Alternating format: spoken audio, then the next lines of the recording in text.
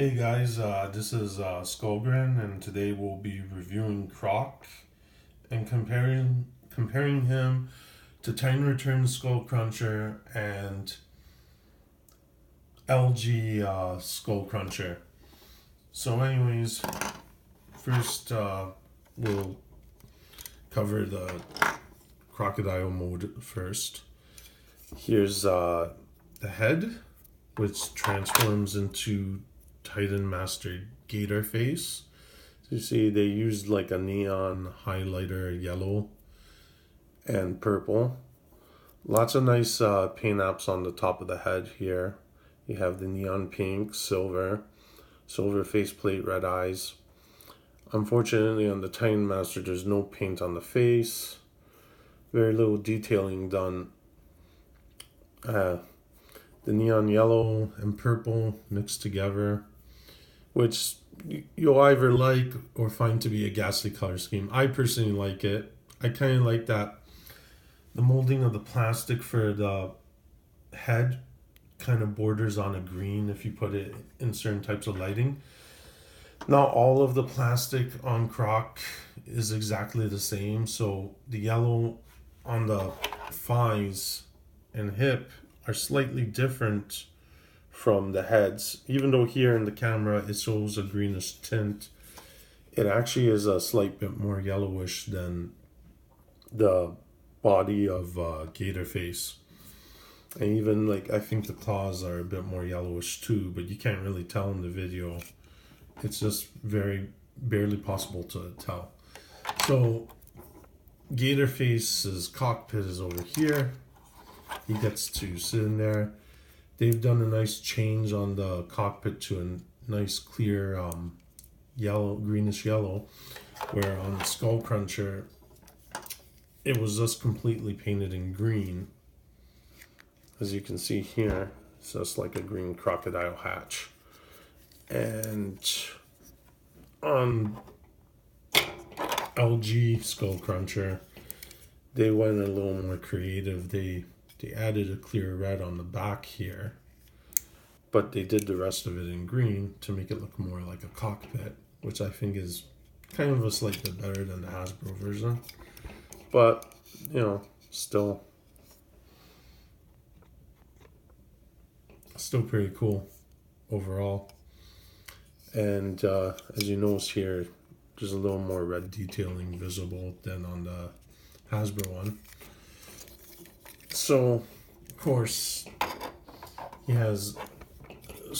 Krok has an all greenish neon yellow with Decepticon sigil painted on a very good quality. Actually, it looks more like it's actually the movie style sigils because the eyes are kind of slanted. There's no real detailing other than black inside the cockpit, where compared to the other Skullcruncher, which is all green, and the other one that's both red and green. So other thing you can do is you can mount Gator face on one of the arms of Krok, or what my favorite thing to do is, which is something that Skullcruncher people tend, like you could do on the original Skullcruncher, I guess, but not in the newer toys so much, is put the guy sitting inside the gator mouth like this, or even just inserting the head. With Krok, I prefer to think that the head is Krok and that the body is actually his original Action Master partner, Gator Raider. So now we'll go on to reviewing the crocodile. Eyes are clear. Top of the forehead here is clear. It can do a little bit of minimal light piping, but not really that great. The jaws are green, unpainted and clear, which actually looks cool because it kind of gives this like idea of like a clear green energy effect, kind of like as if he has nucleon teeth or something like that. The gator teeth are very well sculpted and designed, and the head can move up and down and left and right because it's secured on a ball joint. Let's see, gator legs can move left and right, up, down. This can move. Unfortunately, with these sometimes pop off, or it can be a little loose when you're manipulating the toy. However, on this one, they're pretty snug. And then you have the legs here, which are painted all in purple up here, and then but more in black plastic with the lime yellow over here. I kind of prefer this guy a little bit more than Skullcruncher, and that's why I chose to review him instead. He also has, I think, a little bit more paint. As you can see here, he has purple paint. The whole jaw is painted in purple. This piece here is painted. The feet are painted. This is painted. These nubs over here are painted. He has the symbol over here. He has paint over here, here, paint there. Both sides of this are painted, and it's all painted on the underneath over there. And see, you can turn here at the midriff. These are posable as well. I forgot to mention the red paint over here and on this side. So you can move the legs. Crocodile tail can move. Now, on him, it clasps quite well, but sometimes not all of these always clasp well, and sometimes they're loose or they pop out if you don't properly put together the gator leg, the robot legs to make the back end of the gator. The gun on this one is a bit loose, but sometimes it's tight. You can also put the gun like this, turn it left and right. And one of my favorite options is that you can turn this like this and make a cockpit for Gator Face. It fits in snug and secure. You can then transform Krok's head into Gator Face's Titan Master robot mode and put him through that slot that they have for inserting a Titan Master. And you put him like this, and then you can put the gun. And there you go, you got an instant tail cockpit for the gator. Crocodile with a little gunner at the back. You can turn it left and right. You can't aim upwards or downwards, but you can turn on the swivel like this. And another cool thing you can do is you can also do this too, if you transform it correctly.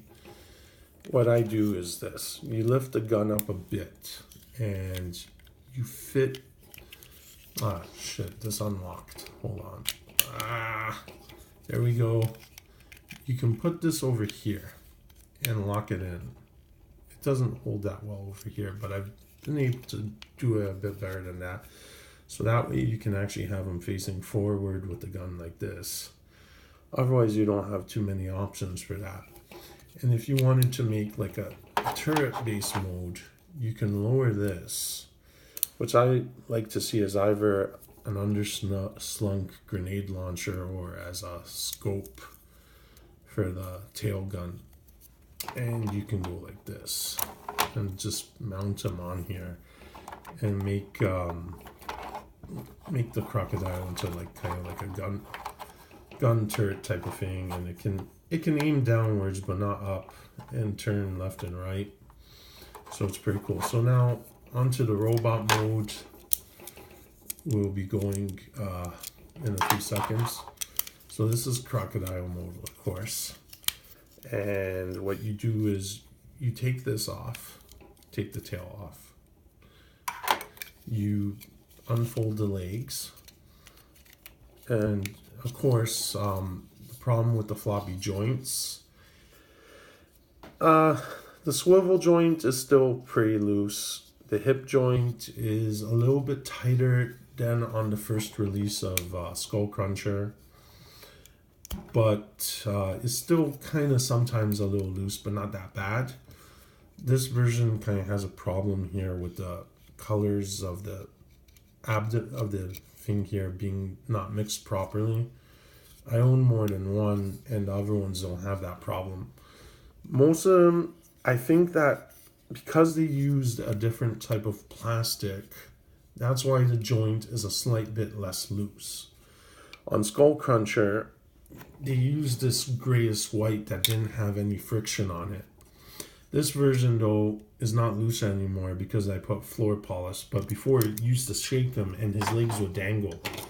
And now the LG version does have tighter legs, and it's probably because the white plastic has a better sense of friction, but pretty much it kind of gives you an idea more of what the looseness was like on the Hasbro one, where you could just shake him and the legs would move. Like, see here, if I go like that with a bit of force, it just shakes. It's not as bad as the original Hasbro release, though. It's a slight bit better. They didn't really fix it. There's some rumors that they might have done something with a soldering iron to make the plastic more pronounced so it would be tighter. But in my opinion, what really the biggest problem with SkullSmasher, Skullcruncher, the Titan's Return version, was that this flat white plastic did not have a lot of friction. And on top of that, the joints might not have been calculated properly in order for there to be the tightness and friction that there should have been. And after putting floor nail polish, it became pretty solid. I had to put floor nail polish over here and on the hip as well in order to ensure that the legs would be solid. Otherwise, they would be dangling like nothing with just very little friction and very little force. Another thing to note is that the white paint on the chest can chip off easily, and I also covered that in floor polish as well as like making these, which were very loose on the Titan Returns SkullSmasher compared to Krok and the LG one. I tightened these with floor polish as well in order to make sure that everything would be snug and secure. But before that, it was very loose, and it was way looser than it is now. So anyways, we have like now the lower body. So now we lower down the Krok head, and it goes to the back like this. It's a very simple transformation. The only thing is, when you're transforming to crocodile though, you would want that these tabs over here fit in over here. That's like the only real kind of tricky part on any time that you transform Krok or Skullcruncher. So of course you have to position the shoulders to meet with those tabs. So this does not go always fully flush in order for it to tap together correctly. It kind of is a little hard to get it right, and sometimes it might not. Oh, actually they tab over here really. There we go. But you still have to make sure that these are flush with it in order for it to go, otherwise it won't. So I was wrong about saying that it goes in here. It actually goes there. But you have to make sure that the arms shoulders are positioned correctly when you're transforming. So you lower these, and then you take out these, and notice that the hands are painted as well. Then with transforming him, the chest reveals neon paint here, which is similar to the cockpit detailing on Krok's original chest. A Decepticon symbol in the middle, red here and silver and purple paint apps over there, in order to give the impression of like a crocodile's tongue sticking out from like a crocodile head or something like that, kind of like on the original toy. Gator face goes in over here at the top of his head. The head's pretty secure in my opinion. It doesn't have any problems with loose ball joint or anything like that. The head can swivel, limited upward movement, can turn left and right. The leg piece here can kind of clip in on the back there a little bit, which also helps hold the head in place. And so, like we said, hip articulation, waist swivel, knee, right? These have some limited posability as well. The feet, it's a little. The joints are also tighter because there's a lot more paint on Krok than there is on SkullSmasher. Like the feet are painted, and that was why it was a little hard to take them out. They only move upward and inward, but I still feel that you can achieve nice poses like this and have the foot here kind of go in and, you know, for a nice pose. Shoulder moves both upward on the hinge joint here and on the ball joint. Limited articulation, but the hinge joint helps with that. You can still move it. The joints are a lot tighter, even though this piece is not painted, than SkullSmasher. Elbow joint. The wrist can only move like this. Forearm can turn, so you can get quite a few poses. You can actually do this and go like that with him if you want. So I think he's a great figure. As said, these can still pop off very easily, and you have to be careful with that. But they can at least be popped back in, as you can see here. The two peg holes there. Thankfully, because they're rubber, they're not hard to peg back in. The rubber is also what makes them pop out easily, but it holds quite okay. The tail cannon, which has empty space here for Titan Masters, you can either put it in like this and have him hold it like that. He's actually capable of being posable enough to actually move a hand to hold the gun like this, which is one of the reasons why Skullcruncher and Krok are actually one of my favorite figures in the Titan Returns line, because despite the flaws of the floppy legs, he does have a lot of good posability in the upper body area that allows you to hold the gun in several types of ways. You can hold it like this. You can put his hand underneath if you wanted to. Also, there's more than one way to configure the gun, which is another plus. You could put it upside like this and put in a Titan Master if you wish. Right? Take out the gun here, put the Titan Master, and then you have Titan Master powering it up. See, kind of hard to transform that. And go like this, and then put the gun in. See? So there we go, we got Titan Master in. But what I really like is that a lot of people don't like that it's kind of like a gunboat. But in honesty, I think it's one of the best guns. Because when you combine it with the other gun, it's kind of like transforming this gun into a long-range sniper rifle or cannon of some kind, or scope, or grenade launcher, whatever you want it to be. And you can either put it in underwards or upwards. You can have them hold it like this, which kind of like feels kind of more like how the guns in Fall of Cybertron were like, where they cover part of the forearm and they allow the arm to look like a gun arm of some kind.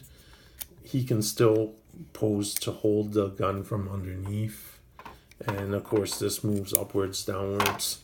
You can also have him hold it from this handle if you so wish, right? And he actually can make some decent sniper rifle poses with the gun, in my opinion.